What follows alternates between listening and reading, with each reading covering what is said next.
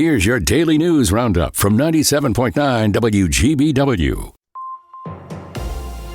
For Civic Media News, I'm Chris Morrow. Green Bay City Clerk is resigning after duplicate absentee ballots were mailed before the April election in this month's primary.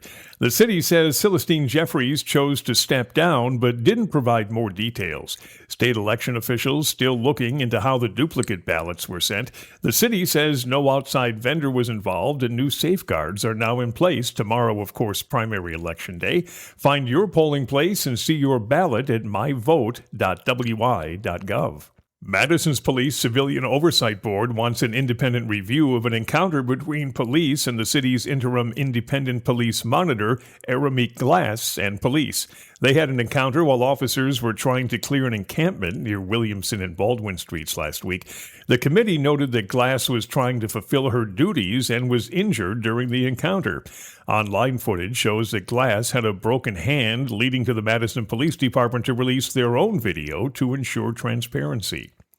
Wisconsin Attorney General Josh Cole is joining a lawsuit to block the federal government from getting personal data from millions of welfare recipients. The case challenges a new rule that could let the government share information like Social Security numbers, addresses, and immigration status with other agencies. Supporters say that rule would help prevent fraud, but the attorney generals behind the lawsuit say it goes too far and threatens sensitive information.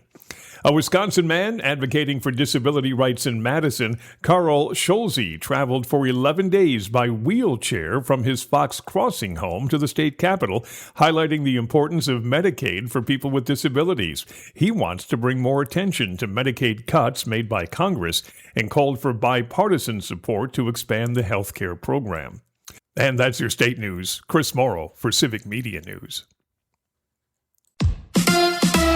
The Brewers head west. Hi, I'm Mike Clemens with sports. The first place Brewers are in San Diego tonight, opening a series against the Padres. Then it's on to L.A. to take on the Dodgers. The Brewers winning another thriller yesterday in Milwaukee, 4-3 in extra innings over the Twins. Manager Pat Murphy. I like 10-0 way better, 15 strikeout shutouts better. But the end result, when you stick with it this way, is just so rewarding. The team got to reveal themselves today a little bit. We haven't been great, but we won because that's what we do. NFL, the Packers are up to full strength with Josh Jacobs, Marshawn Lloyd, and now Chris Brooks at running back. I asked Brooks, back from a hamstring injury, what will be his focus? I think really daily just finding one thing to work on and just dialing that in.